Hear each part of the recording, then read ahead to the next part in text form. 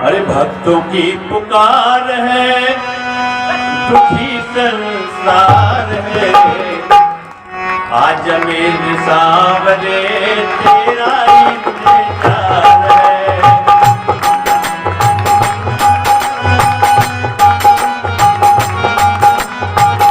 आज मेरे सावरे तेरा इंतजार है।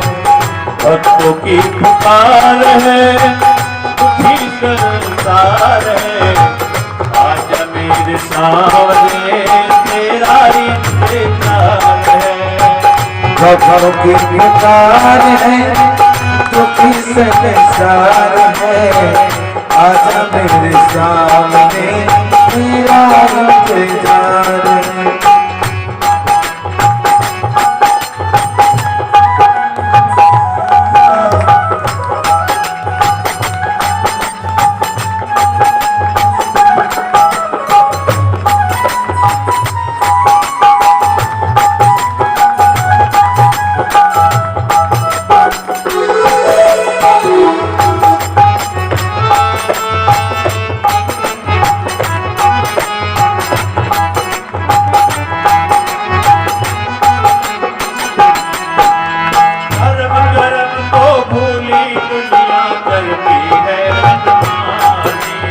धर्म कर्म को भूली दुनिया करते हैं मनमानी। धर्म कर्म को भूली दुनिया करती है मनमानी। धर्म कर्म को भूली दुनिया करती है मनमानी। भक्ति का वह सार न जाने कितनी बड़ी नादानी। भक्ति का वह सार न जाने कितनी बड़ी नादानी। जीवन आसार है, तू ही एक सार है, जीवन आसार है, तू ही एक आधार है, आज मेरे सावरे तेरा इंतजार है। आज मेरे सावरे तेरा इंतजार है। भक्तों की पुकार है, दुखी संसार है, आजा मेरे सावरे तेरा इंतजार है। भक्तों की पुकार है, दुखी संसार है, आजा मेरे सावरे तेरा इंतजार है।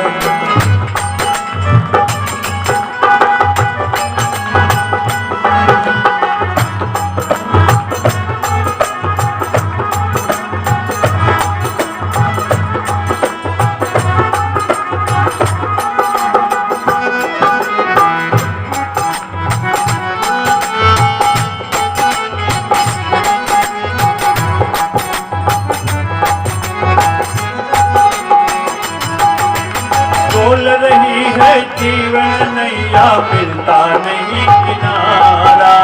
बोल रही है जीवन नैया, मिलता नहीं किनारा। बोल रही है जीवन नैया, मिलता नहीं किनारा। बोल रही है जीवन नैया, मिलता नहीं किनारा। दुख की घोर घटाएं छाई, तेरा एक सहारा। दुख की घोर घटाएं छाई, तेरा एक सहारा।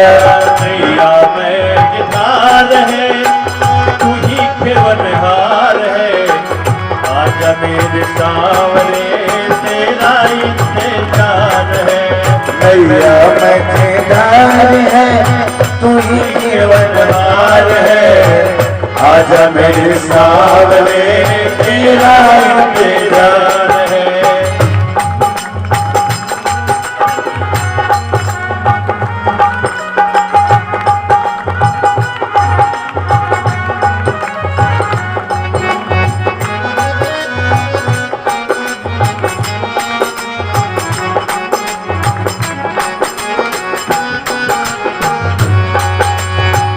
दर फिरते चक्कर खाते, कोई ना सुने सुनाए। करते कोई ना सुने सुनाए। दर दर फिरते चक्कर खाते, कोई ना सुने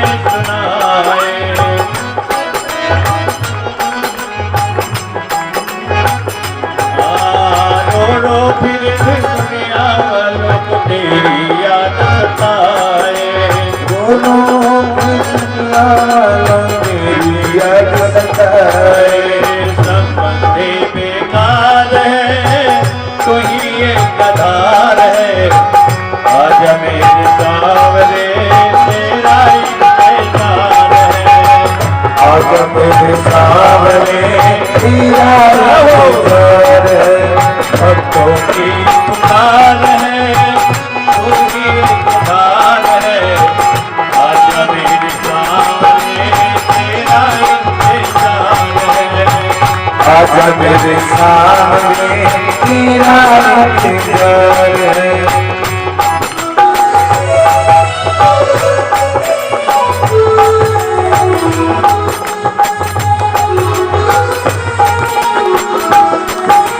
मारो चाहे तारो प्रभु जी दैया भंवर में डोले हो।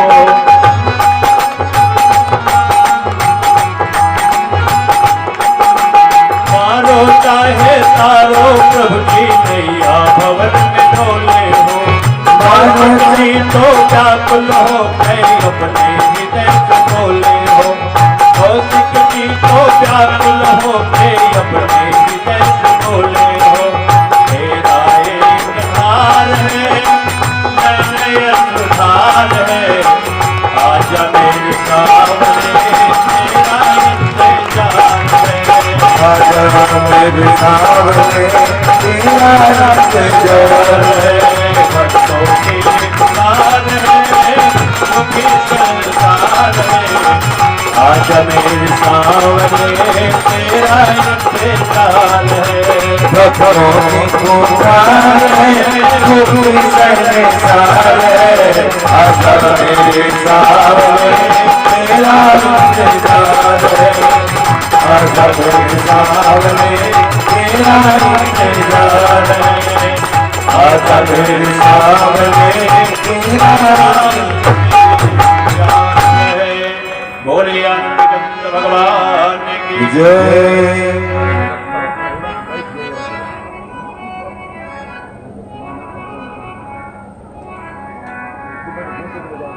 श्रीमद् भागवत में कल मैं श्रवण कर रहा था आप लोगों को भगवान के राम जी का चरित्र, कैसे भगवान ने अवध में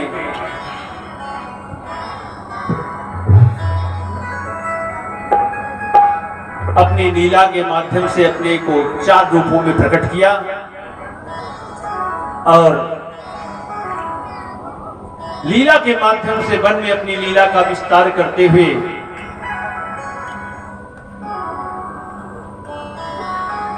रावण जब सीता का अपहरण कर लिया, हर ले गया, तो सीता जी का अन्वेषण करते हुए जाकर के लंका में रावण का वध करके पुनः युद्ध जीत करके अयोध्या वापस आते हैं। राम राज्य की स्थापना होती है। जब हमारे जीवन जैसे जैसे भगवान ने एक एक राक्षसों का वध किया है, ठीक उसी तरह से हमको भी और आपको भी अपने जीवन में उसे उतारना है। हम जब कथा सुनते हैं तो हमें लगता है कि ये त्रेता युग की घटना है, कभी राम पैदा हुए थे, वो हम कथा सुन रहे हैं, ऐसा ऐसा हुआ था। नहीं,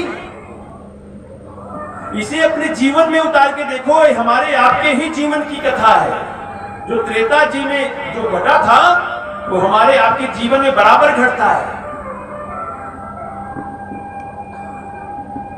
वो हमारा, इसीलिए भगवान को भक्तवत्सल भगवान कहा जाता है। भक्तवत्सल, वत्सला गाय को कहते हैं।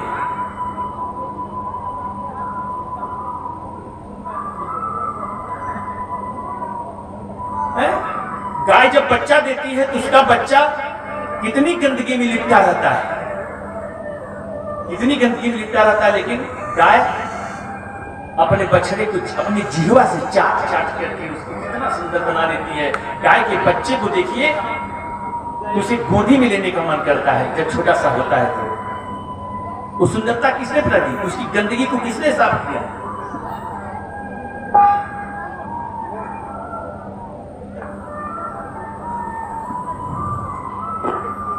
भगवान भक्तवत्सल भगवान वो यहां आते हैं हमारी जीवन की समस्याओं का समाधान देने के लिए। वासना किसके जीवन में नहीं आती? एक सुंदर सा उपाख्यान आता है। जिस समय पंचवटी में राम जी निवास कर रहे थे, उस समय, अच्छा, भगवान जहां रहते हैं वहां पंचवटी रहती है। एक बात जान लीजिए, भी बिना पंचवटी के भगवान रहते ही नहीं। पंचवटी माने 5 वृक्ष। पंचवटी उसे कहते जहां 5 वृक्ष होते हैं। तो चित्रकूट में भी पंचवटी है और दंडक वन में भी पंचवटी थी।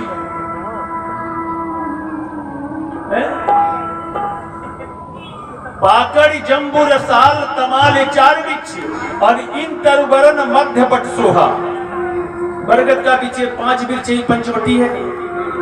भगवान को यदि आपको अपने हृदय में बिठाना है तो 5 वृक्षों को उगा पाए, आप लगा पाए, ये तो बहुत असंभव है। ये तो बड़े बड़े पहुंचे हुए संत ही कर सकते हैं। लेकिन कोई एक वृक्ष तो हम लगा ही सकते हैं। अगर एक भी वृक्ष हमारे जीवन में हो जाए तो भगवान का सानिध्य प्राप्त हो जाए। इसीलिए भगवान जहां रहते हैं वहां भी वृक्ष हैं। अब कागुलचुटी जहां नीलगिरी पर्वत पर रहते हैं वहां भी वृक्ष है।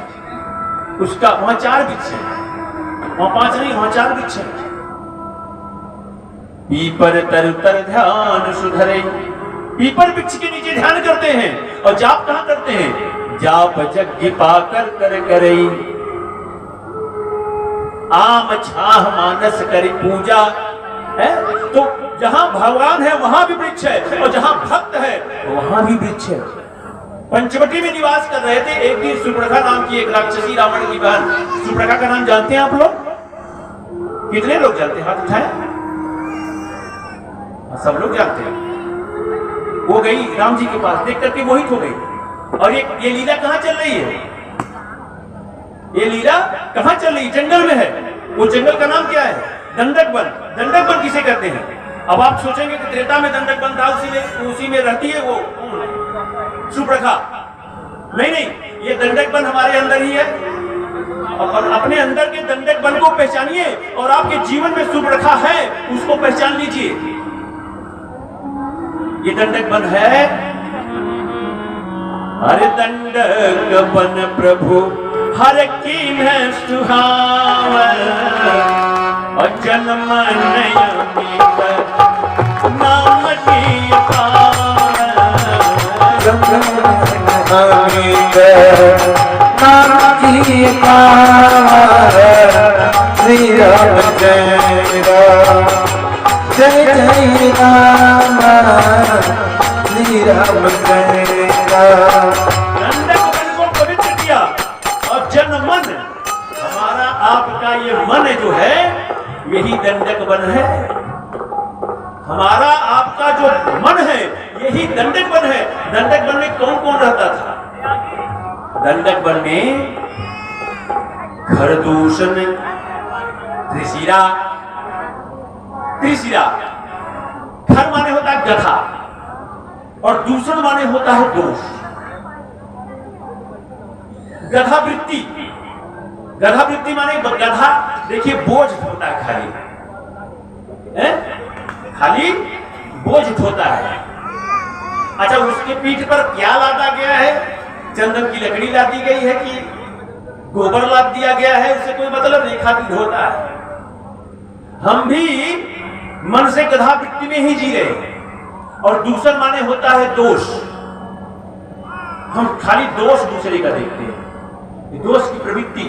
और त्रिशिरा, 3 के 3 सिर हो जिसके, उसे कहते हैं त्रिशिरा, अर्थात काम क्रोध लोभ। वही दंडक वन में त्रिशिरा है। तो दंडक वन के पहले बॉर्डर क्रॉस करके इधर आ जाइए, चित्रकूट है, वहां एक महात्मा रहते हैं जिनका नाम है अत्रि। अत्रि, त्रि का मतलब 3 और उसके पहले आ लगा हुआ है, तो अर्थात 3 का अभाव, अर्थात काम क्रोध लोभ का अभाव।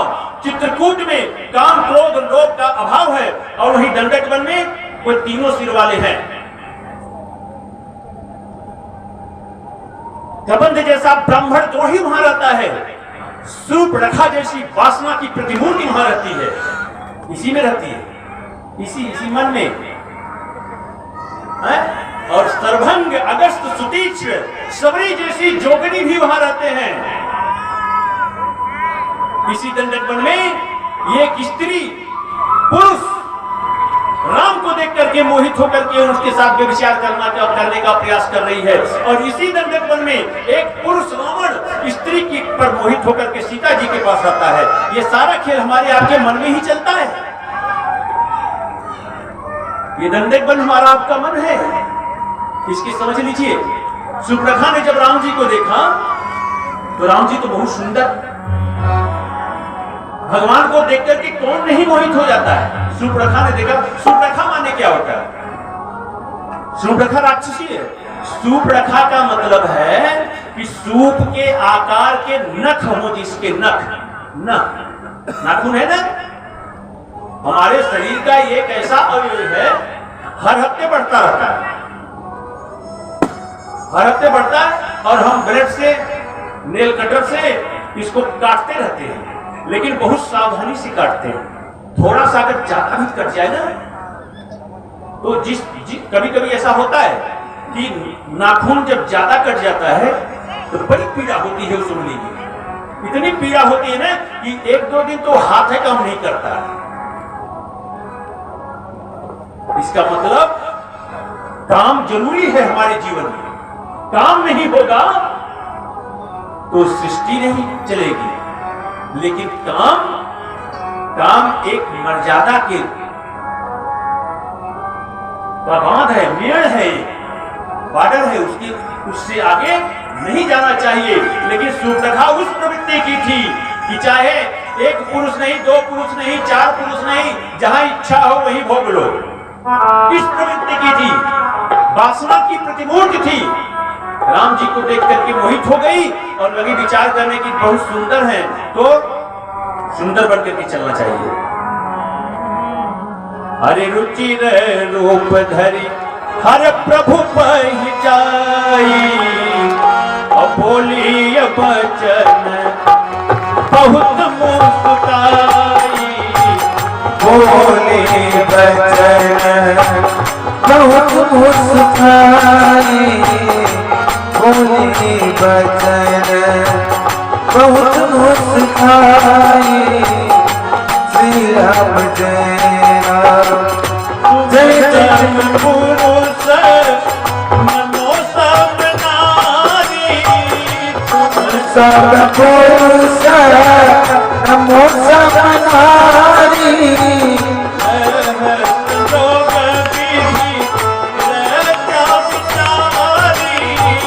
रहसन जो विधि रचा भिखारी। श्री राम जय राम जय जय राम, श्री राम जय राम जय जय राम, श्री राम जय राम जय जय राम, श्री राम भगवान की जय। जाकर के भगवान के निकट पहुंच गई और जाकर के कहती है, तुम्हारे जैसा तुम सम पुरुष, तुम्हारे जैसा कोई सुंदर पुरुष नहीं है और मेरी जैसी कोई सुंदरी स्त्री नहीं। और आज तक मैं तीनों लोगों में खोलती रही, फिरती रही, लेकिन आज तक मेरे समान मुझे कोई जचा नहीं, इसलिए आज तक मैं कुंवारी हूं। और कैसे बात कर रही है, मुस्कुरा करके बोली बचन बहुत मुस्काई। देखिए उसकी विडंबना देखिए, उसका अभाग देखिए कि ईश्वर के निकट पहुंच गई है और कह रही है, मुस्कुरा करके बात कर रही है। एक संत हुआ करते थे, नाम लोग सुना होगा आप लोगों ने, कबीर साहब। कबीर से पूछा गया कि ईश्वर कैसे मिलेगा, मुस्कुराने से। तो कबीर साहब ने कहा कि कबीरा हंसना दूर कर, हर रोने से कर प्रीत, अब बिन रोया तत पाया प्रेम प्यारा मीत। आंसू बहाना पड़ता है। और ये जाकर के बोली बचन बहुत मुस्काई। राम जी ने कहा,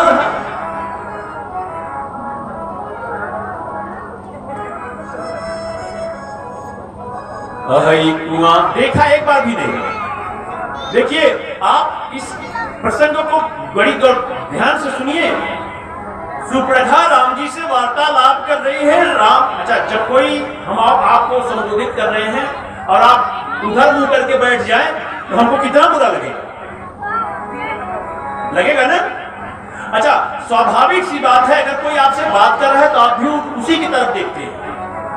ये सुप्रभा जाकर के राम जी से बात कर रही है, लेकिन राम जी उधर देखे ही नहीं, दूसरी तरफ देख रहे और इशारा कर दिया, अहै कुमार मोर लघु भ्राता।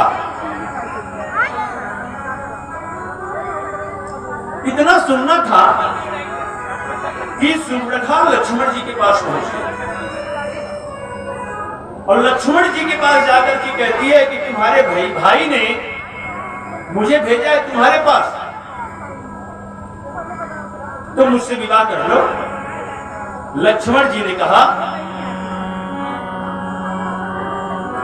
अरे सुंदरी सुन, मैं उन्हें कर दासा, अरे पराधीन नहीं तो सुबासा, पराधीन नहीं तो सुबासा, पराधीन नहीं तो सुबासा। सुंदरी सुनो, मैं उन्हें कर दासा, पराधीन नहीं तो सुबासा, पराधीन नहीं तो सुबासा। श्री राम जय राम, जय जय राम, श्री राम जय राम, जय जय राम, श्री राम जय राम, जय जय राम। बोलिए आनंद कंद भगवान की जय। अच्छा, लक्ष्मण जी ने कहा, हे सुंदरी सुनो, वो अयोध्या के राजा हैं और मैं उनका सेवक हूं। सेवक के साथ तुम्हें क्या सुख प्राप्त होगा, इसलिए तुम वहीं चले जाओ। जैसे ही लक्ष्मण जी ने कहा सुंदरी, तो सुप्रभा मन ही मन बड़ी प्रसन्न हुई कि मैं इतना सुंदर बनकर के आई हूं, इसका बड़ा भाई कितना नीरस है। मुझे एक बार भी सुंदरी नहीं कहा और मेरी तरफ देखा भी नहीं। लेकिन छोटा भाई जो है वो बड़ा रसिक मालूम होता है, कुछ रसिक मिजाज का है। फिर विचार करने लगी कि रसिक तो है, लेकिन सुंदरी मुझे कह भी रहा है, लेकिन मेरी तरफ देख भी नहीं रहा है, अभी तक देखा नहीं। लक्ष्मण जी भी मन ही मन मुस्कुराए। उन्होंने कहा, देवी जब तक नहीं देख रहा हूं तब तक तुम सुंदर भी हो। देखिए, सुप्रभा वासना की प्रतिमूर्ति है। राम जी के पास ये तो न राम जी ने देखा न लक्ष्मण जी ने देखा। राम जी किधर देख रहे थे? अरे सीतई चितई कही प्रभु बाता, अरे यही कुमार मोर लघु भ्राता, अहै कुमारी मोर लघु भ्राता, अहै कुमार मोर लघु भ्राता। श्री राम जय राम, जय जय राम, श्री राम जय राम, जय जय राम। राम जी किधर देख रहे? सीता जी की तरफ बातें कर रहे हैं सुप्रभा से, और देख किधर रहे? सीता जी की तरफ। सीतई चितई कही प्रभु बाता, अहै कुमार मोर लघु भ्राता, अहै कुमार मोर लघु भ्राता, अहै कुमार मोर लघु भ्राता। और लक्ष्मण जी किधर देख रहे हैं? लक्ष्मण जी वार्तालाप कर रहे हैं सुप्रभा से, लेकिन देख किधर रहे हैं? अरे प्रभु बिलो की बोले मृदुबानी, भगवान को देख रहे हैं। राम और लक्ष्मण ये दोनों भाई। राघवेंद्र सरकार भैया लक्ष्मण के साथ क्या सूत्र दे हैं हमको, आपको। देखिए, जब वासना आती है हमारे आपके जीवन में तो सचमुच बहुत सुंदर रूप लेकर के आती है। उस समय इतना सुंदर लगता है कि हम यदि उस पर दृष्टिपात कर लेंगे तो हम फंस जाएंगे। एक बात जान लीजिए, जब वासना हमारे जीवन में आती है, चाहे वो स्त्री हो चाहे पुरुष हो, जब स्त्री के जीवन में वासना आती है तो पुरुष से पुरुष भी बहुत सुंदर दिखाई देने लगता है। पुरुष के जीवन में जब यह वासना आती है हमारे मन में, तो कुरूप से कुरूप स्त्री भी सुंदरी लगने लगती है। यही वासना का स्वरूप है और इससे बचने का भगवान उपाय बता रहे हैं कि जब ऐसी स्थिति आपके मन में उभरे तो चाहे भक्ति मैया सीता की तरफ आप दृष्टिपात कर लीजिए हाथ जोड़ करके, और लक्ष्मण जी कह रहे हैं कि भगवान की तरफ दृष्टिपात करके हाथ जोड़ करके उनके चरणों में उनसे विनती करने लगिए, ये वासना दूर चली जाएगी। और यदि आपने थोड़ा सा भी देख लिया इसकी तरफ, फिर फंसा करके आपको छोड़ देगी, आपका जीवन नष्ट हो जाएगा।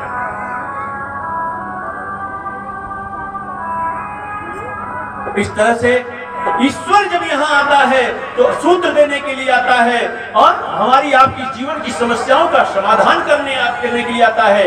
जो कथाएं आप श्रवण कर रहे हैं, इन कथाओं के माध्यम से ये हमारे आपके जीवन की ही कथाएं हैं।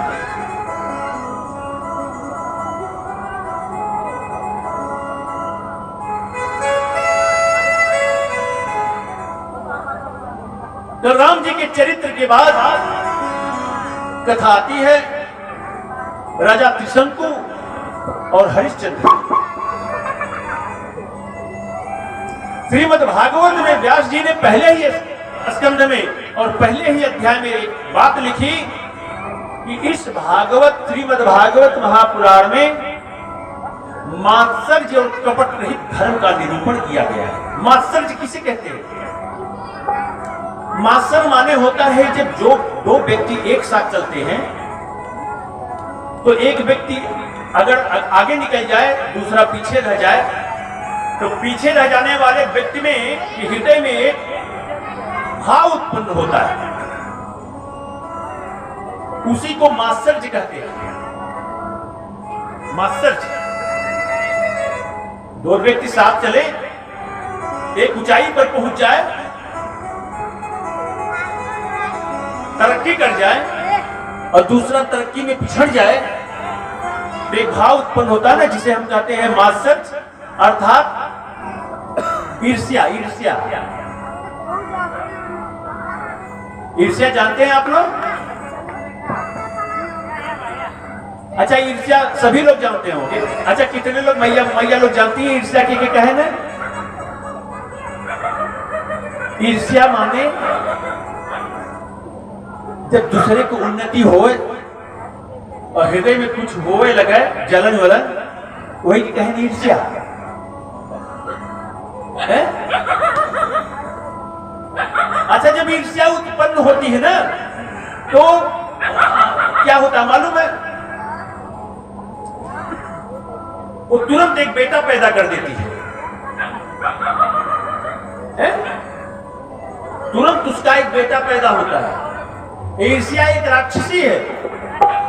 इस राक्षसी का नाम जानते हैं भैया लोग? कोई भैया लोग कोई भी जानता है ईर्ष्या राक्षसी का नाम क्या था? जानते हो तो हाथ उठावे। नहीं पता है? अच्छा, जितने लोग नहीं जानते हैं वो हाथ उठावे। जितने लोग नहीं जानते हैं वो हाथ उठावे। अच्छा, मेरे ख्याल से किसी को नहीं पता है? बता दें ईर्ष्या क्या है, ये क्या काम करती है? जिस समय सीता जी को खोजते हुए हनुमान जी महाराज, लिखा है सिंधु तीर एक भूधर सुंदर, कौतुक कूद चढ़ता ऊपर है, बार बार रघुवीर समारी, तरके पवन तने बल भारी, और वहीं से छलांग लगा दिया। तब रास्ते में जब जा रहे थे उड़ करके आकाश से, तो वहां इस समुद्र के बीचों बीच एक राक्षसी रहती थी जिसका नाम था सिंहिका। अरे सिंधु तीर एक भूधर सुंदर, कौतुक कूदी निश्चर एक सिंधु महरई, करी माया नभ के खग कहई। निश्चय कर सिंधु बहुराई परिवाया नभ की आजीव चंदु के गगन उड़ाई। ओ जीव जगनु छे गगन उड़ाई। जल बिलो कितने कै परिछाई। ओ जल बिलो कितने कै परिछाई। जल बिलो कितने परिछाई। उस राक्षसी का काम था कि वो नीचे वाले को खाती ही नहीं थी, हैं? वो राक्षसी नीचे वालों को कभी नहीं खाती थी। खाती थी तो जो ऊपर उठता था, ऊपर उड़ करके जाता था, उसको खाती थी। और खाने का बड़ा सुंदर तरीका उसका ये था कि सीधे जीव को नहीं पकड़ती थी, वो जीव के परछाई जो जल में पड़ती थी, परछाई को पकड़ करके उसकी जीव की गति को अवरुद्ध कर देती थी, है? और वो जीव उसी में गिर पड़ता था और उसको खा जाती थी। ये ईर्ष्या, ईर्ष्या किसे होता है? जो ऊपर उठता है। आपका पड़ोसी अगर एक गाड़ी ले आया, यहां जमीन खरीद लिया, वहां जमीन खरीद लिया, वो ऊपर उठ रहा है, तरक्की कर रहा है? जो तरक्की करता है तो सामने वाले के मन में वो ईर्ष्या रूपी राक्षसी हो जाती है। कहां आती है? यहीं पर उत्पन्न हो जाती है, समुद्र में रहती है ना। ये समुद्र कौन सा है जिसको हनुमान जी पार कर रहे हैं? गुरपे अभिमान सागर भयंकर घोर, विपुली अवगाह दुष्तर्य पार, नक्र रागादि संकुल सकल मनोरथ, संग संकल्प बीची विकार। हमारा आपका ये जो शरीर है ना, यही समुद्र है। इसी समुद्र में सुरसा भी है, इसी समुद्र में सिंगिका भी है।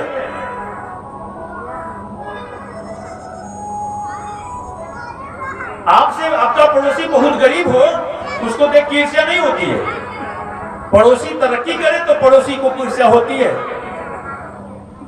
जो ऊपर उठता है उसी को देख करके ईर्ष्या होती है। और ईर्ष्या जब आती है ना, तो उसका एक बेटा पैदा होता है जिसका नाम है राहु। राहु का नाम तो आप लोगों ने सुना होगा। राहु इसी का बेटा है, सिंह का, राक्षसी का।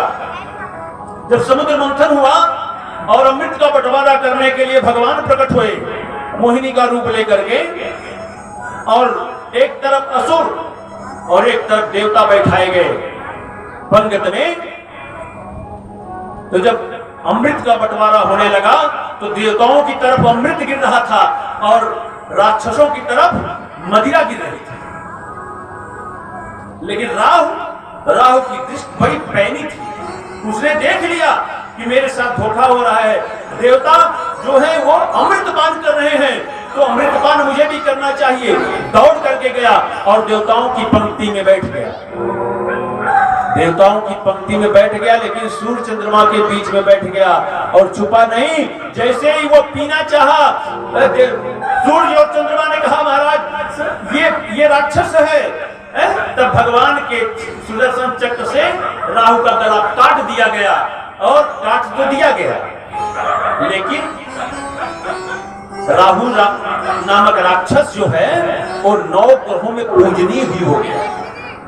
ठीक उसी तरह से जब कोई व्यक्ति तरक्की करता है और हम उसकी तरक्की से जलने लगते हैं ईर्ष्यावश, तो हम भी उसकी बराबरी करने के लिए दौड़ पड़ते हैं। बहुत तो लोग ऐसे रहते हैं कि अगर वो 4 चक्का गाड़ी खरीद के लाया, हमारे पास व्यवस्था नहीं है, 1 बीघा खेत बेचा, लेकिन ले जरूर हम तरक्की कर, बोलकर बराबरी कर, दौड़ गया। राहु प्रवृत्ति आ जाती है। अच्छा, राहु प्रवृत्ति आ जाती है तो एक तरफ तक हद तक ठीक है, कम से कम देखी देखा भी आप बराबरी करने के लिए कुछ कर रहे हैं, कर रहे हैं। कभी कभी गला कटना पड़ता है, जाओ 1 बीघा घरों को बेच देना। मैंने बगल वाले पट्टीदार के बरोबरी करे खातिर के घरहुक संपत्ति उड़ बयाने कह देगा। ऐसा समाज में आप लोग देखते हो। लेकिन ये प्रवृत्ति तो ठीक है, कुछ हद तक जायज है। कम से कम देखी देखा कुछ करने का भाव तो जगता है, चलो हम भी कुछ करें। लेकिन ये सिंहिका प्रवृत्ति जो है ये बड़ी खतरनाक है। है? अगर हम 2 बीघा 4 बीघा बैनामा नहीं ले पाते हैं तो हम इतना तो कर ही सकते हैं, रजिस्ट्री ऑफिस में जाके एप्लीकेशन दे देंगे, बैनामा कैंसिल हो जाएगा, ना हो अड़चन पड़ जाएगी, टंगड़िए पकड़ के खींच लेंगे। यही है ईर्ष्या, ईर्ष्या हमारे जीवन की। इसी को कहते हैं मात्सर्य रहित। आइए अब कथा की तरफ चलते हैं। त्रिशंकु हरिश्चंद्र की कथा है।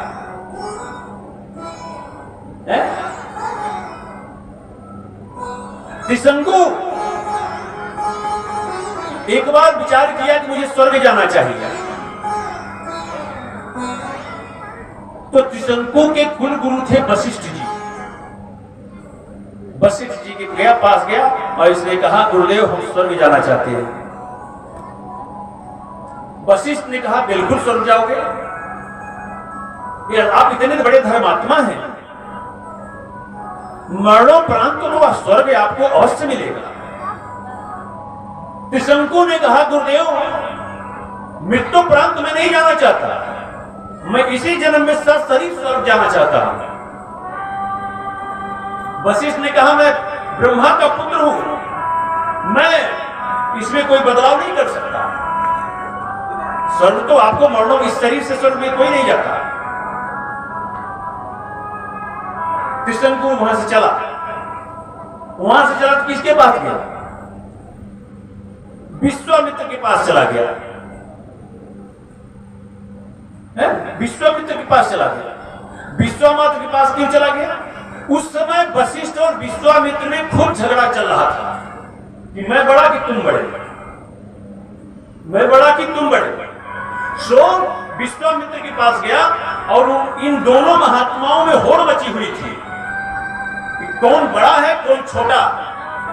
जब हरिश्चंद्र ये त्रिशंकु गया विश्वामित्र के पास, उन्होंने कहा मैं स्वर्ग जाना चाहता हूं। त्रिशंकु ने पूछा, ये विश्वामित्र ने कहा कि तुम्हारे गुरु तो वशिष्ठ जी, उनके पास क्यों नहीं जाते हैं? त्रिशंकु ने कहा वशिष्ठ जी के पास गया था मैं, लेकिन वो कहते हैं मैं ये काम नहीं कर पाऊंगा, मैं काम नहीं कर पाऊंगा। अब विश्वामित्र ने विचार किया कि यही बढ़िया मौका है कि मैं दिखा दूं कि जो काम वशिष्ठ नहीं कर सकते मैं वो काम कर सकता। कहा ठीक है मैं तुम्हें स्वर्ग भेज दूंगा। विश्वामित्र बड़ी कठिन तपस्या करके जो शक्ति प्राप्त की थी उसे खर्च कर दिया किसको? त्रिशंकु को ऊपर उठाने में। त्रिशंकु को ऊपर उठाने में स्वर्ग भेज दिया। और जब वो स्वर्ग में प्रवेश करने लगा तो वहां के देवता वहीं से ठेल दिए, स्वर्ग के देवता ठेल दिए। उसने कहा मृत्यु लोक की शरीर को लेकर के आ रहा है, इसको ठेलो यहां से, धक्का दे दिया और वहीं से गिरे, वहीं से गिरे, चिल्लाए महाराज देवता स्वर्ग में प्रवेश नहीं करने दे रहे हैं। विश्वामित्र ने कहा देवताओं की ये मजाल, तुम चिंता ना करो, मैं तुम्हारे लिए नए स्वर्ग का निर्माण करूंगा और उस स्वर्ग का तुम्हें इंद्र बना करके छोड़ूंगा। और नए स्वर्ग की रचना करने लगे। हाहाकार मच गया देवताओं की, अरे दो स्वर्ग, ये तो गजब हो जाएगा। सारे देवता ब्रह्मा के पास गए, ब्रह्मा विश्वामित्र जी के पास आए। कहा महाराज आप जैसा संकल्पवान व्यक्ति मैंने देखा नहीं तपस्वी, आप जैसा महात्मा इस धरा पर नहीं है। बड़ी स्तुति उनकी की और यही तो चाहते थे विश्वामित्र कि लोग मान ले कि हमारे जैसा महात्मा और क्षमतावान कोई महात्मा नहीं है। जो सारे देवताओं ने उनकी प्रशंसा की तो मान गए, नहीं नए स्वर्ग का निर्माण नहीं करूंगा। देवता चले गए और बेचारा त्रिशंकु ही ऐसे लटका रहा। अच्छा लटका रहा तो मुंह नीचे पैर ऊपर, पैर ऊपर मुंह नीचे, उल्टा लटकने के कारण उसके मुंह से इतनी लाल निकली, लाल बह गई कि नदी बह गई। उस नदी का नाम जानते हैं आप लोग? कितने लोग जानते हैं? उस नदी का नाम है कर्मनासा। उस नदी का नाम है कर्मनासा। ये पड़ती है बिहार और उत्तर प्रदेश की सीमा पर बहती है। भूल से भी कोई उसमें पैर नहीं डालता। क्यों? क्योंकि ये सारे पुण्य को खा जाती है। गंगा नदी, जमुना नदी और नदियां हैं पाप खा जाती हैं, पुण्य और बढ़ जाता है, और कर्मनाशा जो है वो सारा पुण्य खा जाती है, इसलिए कोई भूल से उसमें पैर नहीं डालता। इसका तात्पर्य क्या है? कितनी लार निकली कि एक नदी बह गई। लार का मतलब है लालसा, लालच। उस नदिया में जाने से आपका पुण्य नहीं बहेगा। हाँ, लालसा रूपी नदी में लालच से प्रेरित होकर के जीवन में हम जो कुछ भी काम करते हैं, हमारा सारा पुण्य उसी कर्मनाशा रूपी नदी में सब प्रवाहित हो जाता है। इसका तात्पर्य यह है। बोले आनंद कंद भगवान की जय। एक बार की बात है, बनारस से बारात जा रही थी, बनारस से बारात जा रही थी, और बारात नदी के उस पार बिहार में पड़ जानी थी। तो बारात चली। अच्छा, बनारस से बारात जा रही थी तो काशी के और बनारस के बड़े बड़े विद्वान भी उसमें थे, सब गए। गर्मी का महीना, नदी में इतना पानी नहीं था कि उसमें नाव चल सके, पानी में हल करके उस पार जाना था। सो सारे बाराती तो निकल गए, लेकिन जो ब्राह्मण थे वो नहीं निकले, वो नहीं गए। उन्होंने कहा भाई हम तो लोग नहीं जाएंगे, हम लोग वापस चलो, चलो यहाँ से कौन जाएगा इसमें सारा पूरा अपना खर्च करने। अब घराती वाले बेचारे उस किनारे आकर के बड़े परेशान, अरे जब ब्राह्मण देवता ही बनारस और काशी के हमारे यहाँ नहीं आएंगे तो फिर आनंद नहीं आएगा। इसलिए घरातियों ने एक निर्णय लिया। उन्होंने कहा कि देवताओं आप लोग वापस मत जाइए, हम लोग क्या है ना, हम लोग अपनी पीठ पर आपको बैठा करके नदी पार कराएंगे। पंडित जी लोगों ने कहा हाँ ये ठीक है, ये ठीक है। सो घराती की तरफ से, कन्या पक्ष की तरफ से जो तगड़े तगड़े युवक थे वो आए और पंडितों को अपनी पीठ पर लाद लाद के पार कराने लगे। सब कुछ तो ठीक था, लेकिन एक बेचारे का बीच नदी में ऐसा पांव फिसला, पंडित जी को लेके धड़ाम से उसी में गिर गया। अब पंडित जी लगे उल्टा सीधा बोला, रे सारा पुण्य मेरा नष्ट कर दिया, सारा पुण्य। ये नहीं है कि उस नदी में हम किस प्रवृत्ति को लेकर के जीते हैं, हम भी जीवन यात्रा में चल रहे हैं, हमारी वृत्ति और प्रवृत्ति कैसी है उस पर आप गौर करिए। इन पंडितों को देखिए, हमारा पुण्य नहीं जाना चाहिए, दूसरे का पुण्य नष्ट करके, दूसरे का पुण्य नष्ट करके अपने पुण्य की रक्षा करना। दूसरे का पुण्य भले चल जाए लेकिन हमारा पुण्य न नष्ट हो। आज विश्वामित्र त्रिशंकु को ऊपर उठा रहे, स्वर्ग भेज रहे हैं, लेकिन उसके मूल में ये तो अच्छा है, सारी तपस्या का फल हो, दूसरे को स्वर्ग भेजने में लगा रहे हैं, लेकिन इस अच्छाई के मूल में जो प्रवृत्ति है उस पर आप गौर करिए। उन्हें त्रिशंकु को स्वर्ग भेजने की उतनी चिंता नहीं है जितनी स्वर्ग भेज करके त्रिशंकु को, वशिष्ठ को नीचा दिखाने की चिंता है। कि हम इसको स्वर्ग भेज दें, सारा संसार देख ले कि वशिष्ठ जो काम नहीं कर पाया वो विश्वामित्र कर सकता है। हम किस प्रवृत्ति को ले रहे, हमारी मूल, उसके मूल में सोच क्या है हमारी। बोले आनंद कंद भगवान की जय। इसी तरह से हरिश्चंद्र भगीरथ की कथा आती है। भगीरथ ने अभी आज बहुत मेहनत से जो कार्य संपन्न होता है उसे लोग कहते हैं भागीरथी प्रयास करने के बाद एक कार्य संपन्न हुआ। भगीरथ जी महाराज, हरिश्चंद्र जी महाराज बड़े दानी थे, बहुत बड़े दानी थे। बिक गया, सब कुछ बिक गया उनका, और स्वयं को बेच दिया, लोगों के घर बिक गए। इन्हीं के कुल खानदान में भगीरथ भी थे, जिन्होंने गंगा का अवतरण ब्रह्मलोक से करा करके शिवलोक से गंगोत्री तक कराया, हिमालय तक। आज वही गंगा सारे संसार को पवित्र कर रही है।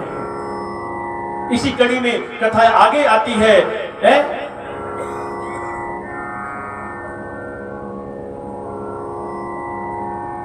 परीक्षित जी ने पूछा सुखदेव जी से, महाराज आपने सूर्यवंशी राजाओं का वर्णन तो किया, अब कुछ चंद्रवंशी राजाओं का वर्णन करेगा। चंद्रवंशी राजाओं में उन्होंने सबसे पहले परशुराम जी की कथा सुनाई। परशुराम जी के पिता राजा महात्मा जमदग्नि बहुत बड़े महात्मा थे। एक बार सहस्त्रार्जुन नाम का एक राजा जो बड़ा बलवान था, इतना बलवान था कि सहस्त्रार्जुन ने रावण जैसे वीर योद्धा को कुछ ही क्षणों के युद्ध में परास्त करके बंदी बना करके रख लिया था। सहस्त्रार्जुन 1000 भुजा उसके पास थी। सहस्त्रार्जुन के पास 1000 भुजा थी। एक बार सहस्त्रार्जुन जमदग्नि के आश्रम में पहुंचा। जमदग्नि ने देखा कि हमारे देश का राजा आया है, सो उन्होंने राजसी सत्कार किया। राजसी सत्कार करने का परिणाम यह हुआ कि सहस्त्रार्जुन ने देखा कि इस महात्मा के आश्रम में कोई वस्तु दिखाई नहीं दे रही है। एक चटाई है पूजा करने का आसन और इनका दंड कमंडल, और ये इतना बड़ा राशि सत्कार महात्मा कैसे कर दिया मेरा? कौतूहल बस पूछे तो जमदग्नि ने कहा, हमारे आश्रम में कामधेनु की पुत्री नंदिनी है, हम जो मांगते हैं उससे वो मिल जाता है, इसी से हमने आपका सत्कार किया। अब सहस्त्रार्जुन ने कहा कि ये गाय आप मुझे दे दीजिए, गाय आप मुझे दे दीजिए। कौन कह रहा है? सहस्त्रार्जुन। सहस्त्रार्जुन का मतलब है जिसके पास 1000 भुजा हो। 1000 भुजा कहने का मतलब ये नहीं है कि उसके पास 1000 हाथ थे, 1000 हाथ नहीं थे, अर्थात 1000 पुरुषार्थ से अर्जित करने की क्षमता रखने वाला वीर पुरुष, अपने पुरुषार्थ पर भरोसा करने वाला आज एक गाय पर मोहित हो गया। किस लिए? कि जो मांगा जाए उससे मिल जाए, मुझे कुछ करना ना पड़े। अपने पुरुषार्थ पर भरोसा करने वाला आज लालच में आ गया कि मुझे कुछ करना ना पड़े, जो चाहे टोन मिल जाए। गाय को छीन ले गया। परशुराम जी आए। जमदग्नि के पुत्र थे परशुराम जी महाराज। परशुराम जी जाकर के सहस्त्रार्जुन का वध कर दिया और वध करके गाय को वापस ले आए।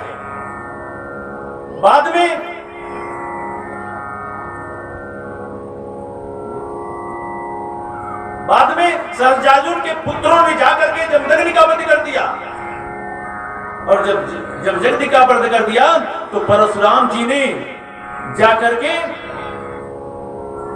है वंश के जितने क्षत्रिय थे सबको मिटा दिया पृथ्वी से। बोलिए आनंद गंध भगवान की जय। जितने लोभी राजा थे उनका सबका सर्वनाश कर दिया। इसके बाद राजा थे यजात, उनके ही वंशों में अनुप्रय दुर्वसु और उन्हीं के वंशों में जदुवंश चला। राजा जदु थे। एक बार जब पृथ्वी व्याकुल हुई अत्याचारियों से, राक्षसों के उत्पात से, देखिए पृथ्वी सब कुछ सह लेती है लेकिन पाप का बोझ नहीं सह पाती। एक बार पृथ्वी जब जदुवंश का शासन था, इन राजाओं का, चंद्रवंशी राजाओं का जब शासन आया तो इनमें इतना अत्याचार, दुराचार, पापाचार हो गया कि पृथ्वी भी कांप गई। पृथ्वी देवराज इंद्र के पास पहुंची और देवराज इंद्र के पास पहुंची तो अपने दुख का निवेदन किया। देवराज इंद्र ने कहा, पृथ्वी जिस समस्या से तुम परेशान हो उसी समस्या से हम भी ग्रस्त हैं। आओ हम लोग चलें पितामह ब्रह्मा के पास। देवराज इंद्र के नेतृत्व में पृथ्वी, देवराज इंद्र के नेतृत्व में पृथ्वी ब्रह्मा के पास पहुंची। ब्रह्मलोक पितामह ब्रह्मा ने कहा कि हम तो वरदान देने में सक्षम हैं, हम वरदान दे देते हैं पृथ्वी, लेकिन राक्षसों का उत्पात और राक्षसों को नियंत्रण में हम नहीं कर सकते। पृथ्वी निराश हो गई। भगवान भोलेनाथ ने कहा, देवी चिंता ना करो, आओ हम लोग नारायण की उपासना करते हैं। पृथ्वी ने पूछा, किस लोक में चला जाए महादेव? तो भगवान महादेव ने कहा, देवी कहीं जाने की जरूरत नहीं है। ईश्वर को, नारायण को पाने के लिए कहीं नहीं जाना होता है, कहीं जाने की जरूरत नहीं है, वो यही है। पृथ्वी को बड़ा आश्चर्य हुआ, वो यही है। महादेव ने कहा, भोलेनाथ ने कहा, पृथ्वी तुम्हारी धूल के एक एक कण में वो ईश्वर है। पृथ्वी को बड़ा आश्चर्य हुआ।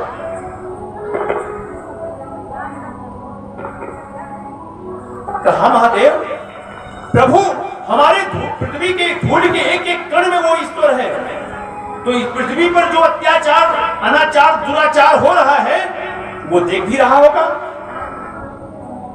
भोलेनाथ ने कहा, बिल्कुल देख रहा है, उससे कुछ नहीं छुपा है। कहा क्या हो रहा है? ईश्वर सब देखता है। पृथ्वी को और आश्चर्य हो गया। पृथ्वी ने कहा, देवादेव महादेव, तो फिर उस ईश्वर की क्या आवश्यकता है?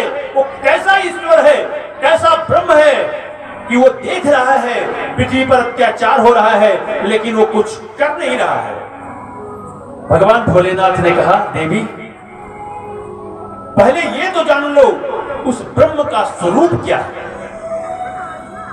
जिसे हम ईश्वर कहते हैं, जिसे हम नारायण कहते हैं। वो ब्रह्म है कैसा? है तो कण कण में, जो हमको आपको नहीं दिखाई दे रहा है। ऐसा नहीं है कि कोई जर्रा जर्रा, वो जर्रे जर्रे में वो समाया हुआ है वो ब्रह्म, लेकिन है कैसा वो, उसका स्वरूप क्या है? भगवान भोलेनाथ कहते हैं, पृथ्वी हरे अग जगमय सब रहित पिरागी, अग जगमय सब रहित पिरागी, अग जगमय सब रहित पिरागी। अगर जग में सब रहित पिरागी, अग जगमय सब रहित पिरागी।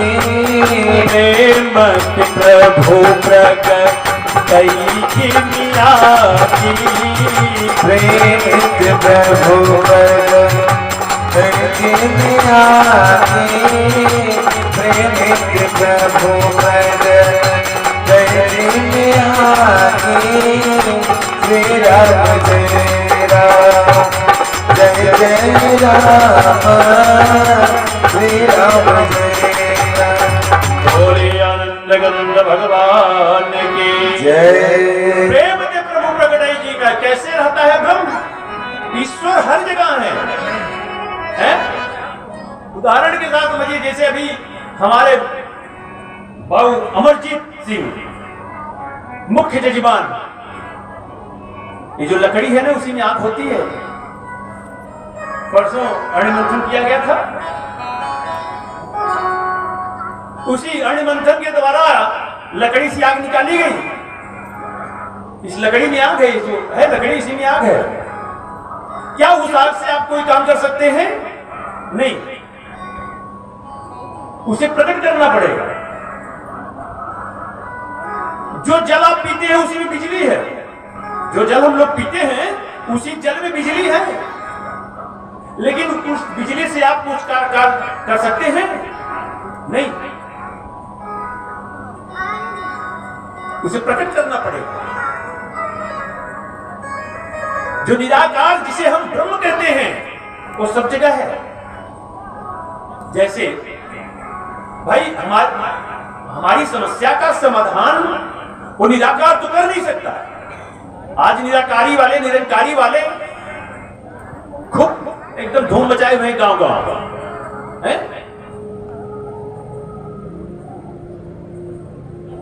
निराकार क्या क्या कर सकता है? कुछ कर सकता है? कुछ नहीं। आप जैसे आप गाड़ी लेके जा रहे हैं,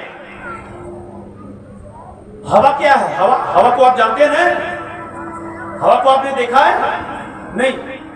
हवा का कोई आकार है? नहीं। आप गाड़ी लेके जा रहे हैं, टायर पंचर हो जाए, गाड़ी पंचर हो जाए, गाड़ी पंचर हो जाए तो आप कहेंगे कि अरे भाई गाड़ी तो पंचर हो गई, हवा कहां मिलेगी? हवा। और कोई निरंकारी भेटा जाए तू कहेगा अरे हवा, हवा कहां नहीं? हवा तो सब जगह है। बात तो सही है, हवा तो सब जगह है, लेकिन क्या उस हवा से गाड़ी आपकी चलेगी? नहीं। उसके लिए कोई साकार पुरुष होगा, और साकार मशीन, साकार पाइप के द्वारा जब टायर में हवा भर दी जाएगी तो गाड़ी आपकी चल पड़ेगी। उसी तरह से ब्रह्म एकदम निष्क्रिय है तो सब जगह। जैसे इस बिजली के प्रकाश में आप भगवान की कथा श्रवण कर रहे हैं बैठ करके, आप इसी बिजली के प्रकाश में ये सब हटा करके यहाँ वेश्या का नृत्य कराइए इसी मंच पे, तो क्या प्रकाश, भागवत की कथा सुनेंगे तो, भगवान की कथा सुनेंगे तो प्रकाश बढ़ जाएगा, और वेश्या का नृत्य करके प्रकाश घट जाएगा? नहीं। प्रकाश में कोई परिवर्तन नहीं होगा, प्रकाश ज्यों का त्यों है। ठीक उसी तरह से ईश्वर कण कण में व्याप्त है और सब देख रहा है, उससे कोई मतलब नहीं है। हे पृथ्वी, उसे प्रकट करने के लिए प्रेम से भगवान के का कीर्तन करना पड़ेगा।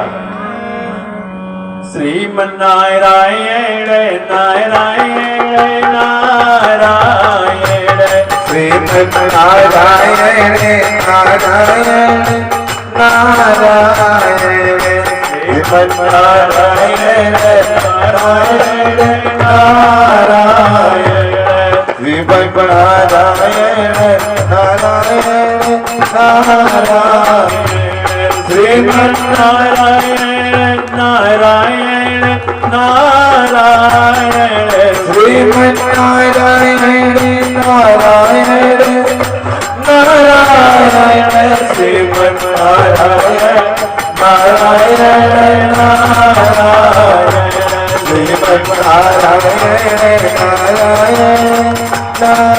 बोले आनंद भगवान की जय।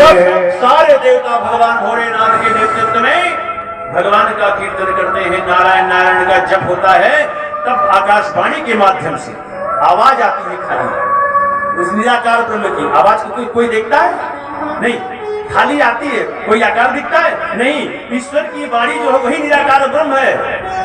अब वो कहता है कि अगर दर्शन चाहिए तो किसी रूप को बताओ, हमारा तो कोई रूप आकार है नहीं। तो हम भक्त जो कल्पना में रूप बसा लेता है, उसी रूप में भगवान उसके सामने आ जाते हैं।